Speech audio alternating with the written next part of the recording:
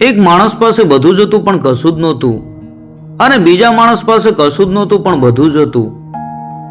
આ વાક્ય તમને વિચિત્ર લાગશે, પણ આ વાર્તા છે એવા બે માણસોની જેમના જીવન એકબીજાથી તદ્દન અલગ હતા.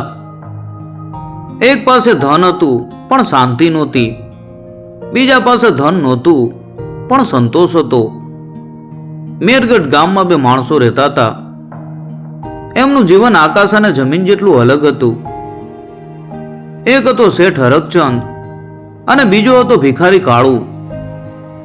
શેઠ હરકચંદ પાસે આખા ગામમાં સૌથી મોટું ઘર હતું, સોના ચાંદીનો મોટો ભંડાર હતો અને ઘણા નોકર ચાકર હતા. પણ તેના ચહેરા ઉપર ક્યારેય ખુશી નહોતી જોવા મળતી. તે હંમેશા ચિંતામાં રહેતો કે તેનું ધન ક્યાંક ખોવાઈ ન જાય, કોઈ લૂંટી ન જાય. રાત્રે પણ તેને શાંતિથી ઊંઘ નહોતી આવતી. એના મનમાં પૈસા કમાવાનો લોભ એટલો બધો હતો કે તે કોઈ સાથે હસીને વાત પણ નહોતો કરતો. લોકો તેને લોભી શેઠ કહીને ચીડવતા, પણ તેને તેની પરવા નહોતી. તેને લાગતું કે પૈસા જ સફળતા છે અને પૈસા જ સુખ છે. બીજી બાજુ ગામના ચોરે બેઠો તો કાળુ ભિખારી. તેના કપડા જૂના અને ફાટેલા હતા અને તેની પાસે રહેવા માટે કોઈ ઘર નહોતું. તે આખો દિવસ ગામના ચોરે બેસી રહેતો અને જે કાંઈ મળે એમાંથી ભીખ માંગીને ગુજરાન ચલાવતો. પણ તેના ચહેરા ઉપર હંમેશા એક મધુર સ્મિત રહેતું. તેની આંખોમાં શાંતિ હતી. તે ભીખમાં મળેલા રોટલામાંથી અડધો રોટલો બીજા ભૂખ્યા ભિખારીને આપી દેતો. કાળુ બધા સાથે વાતો કરતો, ગીતો ગાતો અને બાળકોને વાર્તાઓ સંભળાવતો. લોકો તેને સુખી ભિખારી કહેતા અને કાળુ આ નામ સાંભળીને ખૂબ ખુશ થતો. એક દિવસ શેઠ હરકચંદ કાળુ પાસેથી પસાર થયો. તેણે કાળુને હસતો જોયો અને તેને આશ્ચર્ય થયું. હરકચંદને લાગ્યું કે આ માણસ પાગલ છે. અરે એની પાસે કાંઈ નથી, છતાં પણ તે આટલો ખુશ કેમ છે? હરકચંદે મનમાં વિચાર્યું. તેણે કાળુને પૂછ્યું, અરે તારી પાસે કાંઈ નથી, તો પણ તું આટલો ખુશ કેમ છે? કાળુએ હસીને જવાબ આપ્યો કે શેઠ, મારી પાસે બધું જ છે. મારી પાસે સ્વતંત્રતા છે, ખુલ્લા આકાશનો છાંયો છે અને શાંતિ છે. તમને લાગે છે કે પૈસાથી જ ખુશી મળે છે, પણ સાચી ખુશી મનનો સંતોષ છે. હરકચંદને આ વાત સમજાઈ નહીં. તેને લાગ્યું કે કાળુ પાગલ છે. તે ત્યાંથી ચાલ્યો ગયો. પણ કાળુની વાત એના મનમાં રહી ગઈ. તે રાત્રે પણ હરકચંદને ઊંઘ ન આવી. તે ચિંતામાં હતો કે કાળુ જેવો ગરીબ માણસ આટલો ખુશ કેમ છે. તેને લાગ્યું કે કાળુ કોઈ મોટી રમત રમી રહ્યો છે. કાળુની ખુશી હરકચંદ માટે એક કોયડો બની ગઈ. એક એવો કોયડો જે તેને સુવા દેતો નહોતો. હરકચંદે નક્કી કર્યું કે તે કાળુના જીવનનું રહસ્ય જાણશે. શેઠ હરકચંદ બીજા દિવસે ફરી કાળુ પાસે ગયો. તેણે કાળુને ધ્યાનથી જોયો. કાળુ એક બાળક સાથે રમી રહ્યો હતો. બાળક હસી રહ્યું હતું અને કાળુ પણ ખુશ હતો. હરકચંદને યાદ આવ્યું કે તેણે ક્યારેય કોઈની સાથે આટલા પ્રેમથી વાત પણ નથી કરી. તેના મનમાં એક ઊંડો ખાલીપો હતો. તેની પાસે પૈસા તો હતા, પણ કોઈ મિત્ર નહોતો, કોઈ પરિવાર નહોતો. તેના નોકરો પણ તેનાથી ડરતા હતા, તેને પ્રેમ નહોતા કરતા. હરકચંદ કાળુ પાસે ગયો અને તેને પૂછ્યું કે કાળુ, તને કોઈ ચિંતા નથી? તને નથી લાગતું કે તારી પાસે ઘર હોવું જોઈએ, પૈસા હોવા જોઈએ? કાળુએ હસીને કહ્યું કે શેઠ, ચિંતા તો મનની એક બીમારી છે. મારી પાસે ભગવાન છે, લોકોનો પ્રેમ છે અને સંતોષ છે. મને કઈ વાતની ચિંતા હોય? આજે મને જે મળ્યું એમાંથી મેં થોડું બીજાને આપ્યું અને આજ સાચી ખુશી છે. હરકચંદને કાળુની વાત સમજાઈ નહીં. તેને લાગ્યું કે કાળુ માત્ર વાતો કરી રહ્યો છે, પણ કાળુની આંખોમાં રહેલી શાંતિ અને તેના ચહેરા ઉપર રહેલી ખુશી હરકચંદને વિચારવા માટે મજબૂર કરતી હતી.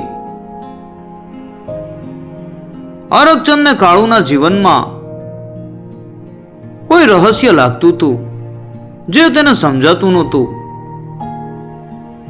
એક દિવસ હરકચંદે કાળુને જોયો કે તે એક જૂની અને ફાટેલી ડાયરી વાંચી રહ્યો હતો.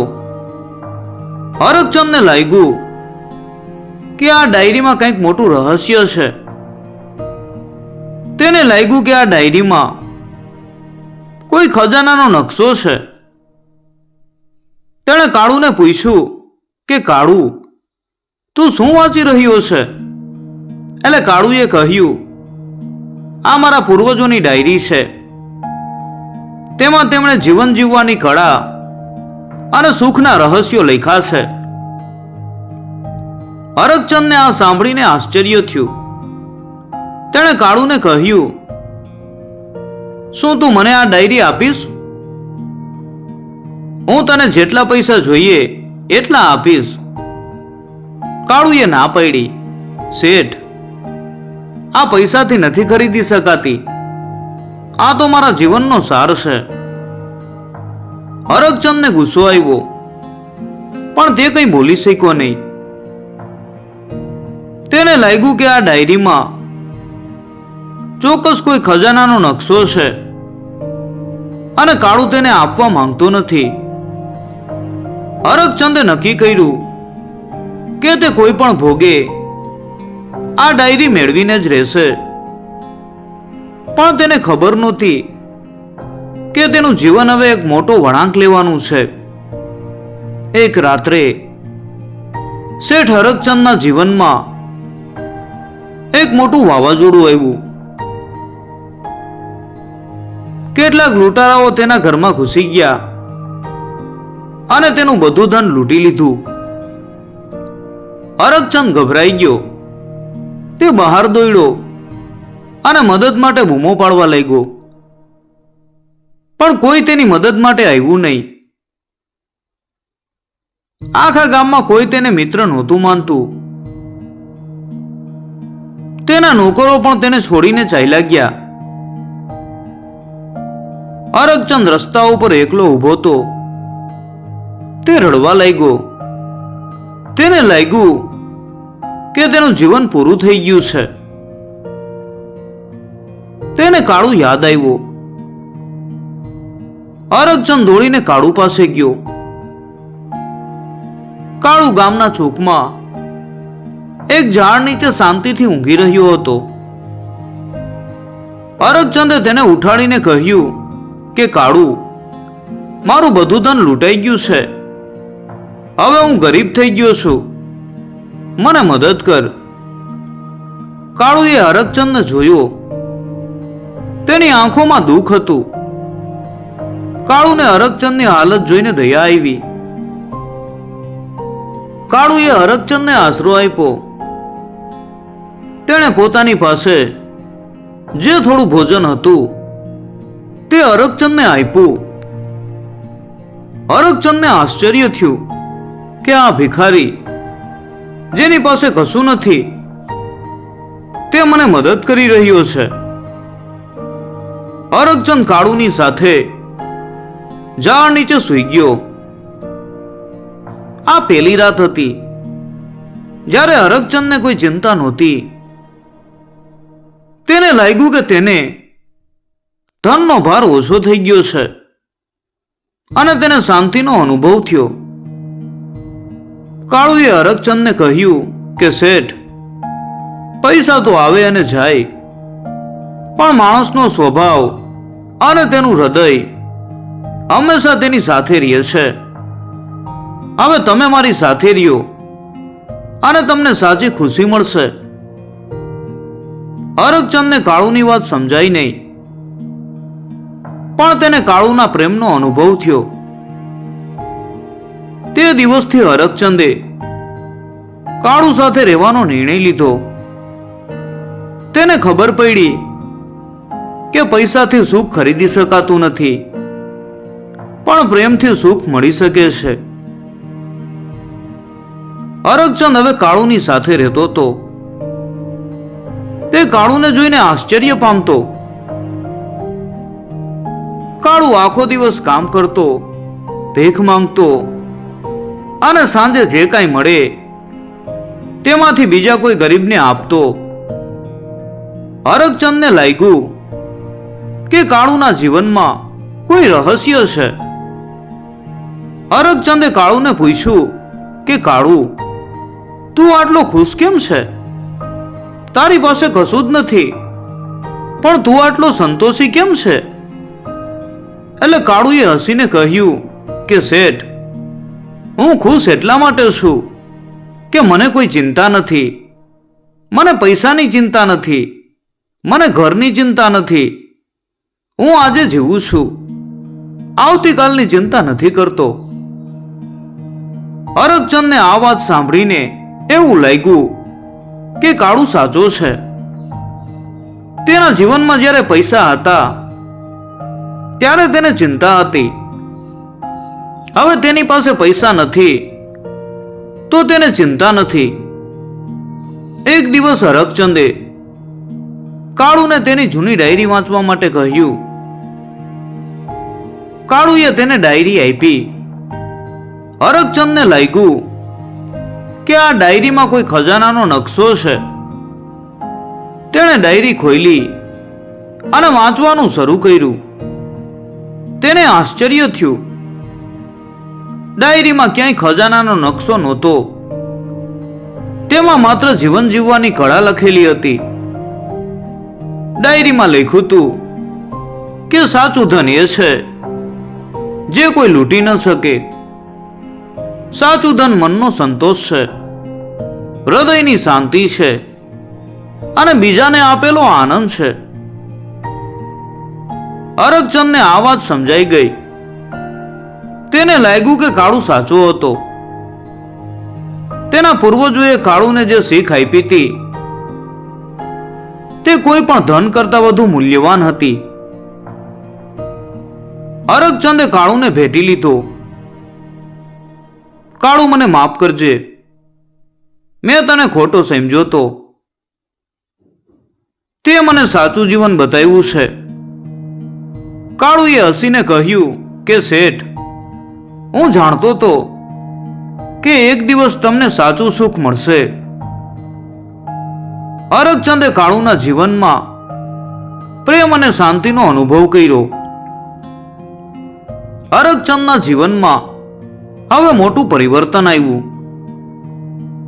તે હવે કાળુની જેમ ભીખ માંગતો અને જે કાંઈ મળે તેમાંથી થોડું બીજા ગરીબોને આપતો. તે હવે કોઈની સાથે લોભની વાતો નહોતો કરતો. તે લોકો સાથે પ્રેમથી વાતો કરતો અને તેમને મદદ કરતો. લોકોએ હરકચંદને જોયો અને આશ્ચર્ય પામ્યા. આ એ જ હરકચંદ શેઠ છે. એક દિવસ ગામના લોકોએ હરકચંદ શેઠને કહ્યું કે શેઠ, હવે તો તમારી પાસે પૈસા નથી, તો પણ તમે ખુશ કેમ છો? હરકચંદે જવાબ આપ્યો, પેલા મારી પાસે પૈસા હતા પણ સુખ નહોતું. હવે મારી પાસે પૈસા નથી પણ સુખ છે. અને આ સુખ કોઈ પૈસાથી નથી ખરીદી શકાતું. અરગચંદે કાળુની ડાયરીમાં જે વાતો લખેલી હતી તે વાતોને જીવનમાં ઉતારી. તે બીજાને મદદ કરવા લાગ્યો.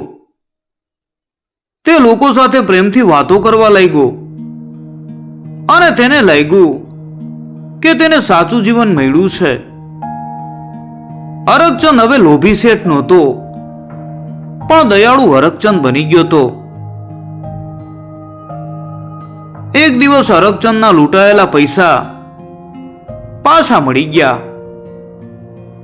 લૂંટારાઓ પકડાઈ ગયા અને પૈસા પોલીસને મળ્યા.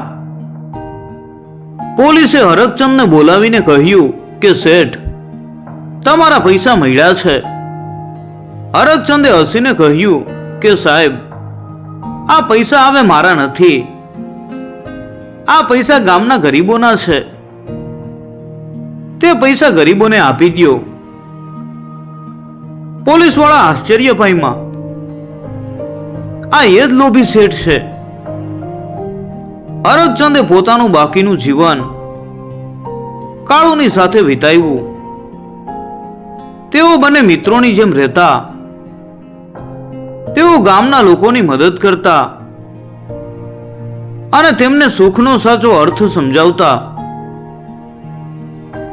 અરગચંદ અને કાળુની વાર્તાએ આખા ગામમાં એક નવો સંદેશો ફેલાવ્યો. લોકોએ જોયું કે સાચું સુખ પૈસામાં નહીં, પણ સંતોષ, શાંતિ અને દયામાં છે. અરગચંદે કાળુ પાસેથી માત્ર આશરો નહોતો લીધો, પણ જીવન જીવવાનો સાચો રસ્તો પણ તેની પાસેથી શીખ્યો હતો. વર્ષો વીતતા ગયા અને કાળુ વૃદ્ધ થઈ ગયો. તેનો અંત નજીક હતો. કાળુએ અરગચંદને કહ્યું કે શેઠ, હવે મને વિદાય આપો. મારો સમય આવી ગયો છે. પણ મને ખુશી છે કે મેં તમને સાચું જીવન બતાવ્યું. અરગચંદ રડવા લાગ્યો. કાળુ, તું મને છોડીને ન જા. તું મારા માટે એક મિત્ર કરતા પણ વધુ છે. કાળુએ હસીને કહ્યું, અરગચંદ, યાદ રાખજે, હું તારી સાથે છું, તારા હૃદયમાં છું. પછી કાળુ મૃત્યુ પામ્યો, પણ તેની વાર્તા ગામમાં જીવંત રહી. અરગચંદ તેનું બાકીનું જીવન કાળુની જેમ જીવ્યા. તે દયાળુ, પ્રેમાળ અને સંતોષી બની ગયો.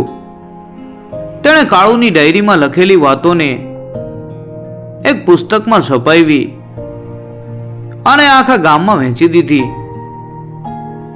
આ વાર્તા આપણને શીખવે છે કે સુખનો સાચો અર્થ પૈસામાં નહીં, પણ મનના સંતોષમાં છે. જે વ્યક્તિ પાસે સંતોષ છે તે ભલે ગરીબ હોય પણ સુખી છે, અને જે વ્યક્તિ પાસે સંતોષ નથી તે ભલે ધનવાન હોય પણ દુખી છે. અરગચંદને આ વાત મોડી સમજાય, પણ જ્યારે સમજાય ત્યારે તેણે એક નવું જીવન શરૂ કર્યું. મિત્રો, તમને આ વાર્તા ગમી હોય તો વિડીયોને લાઈક કરજો, શેર કરજો અને ચેનલને સબસ્ક્રાઇબ કરજો. અને તમે આ વિડીયો ક્યાંથી નિહાળી રહ્યા છો તે કોમેન્ટમાં જણાવજો.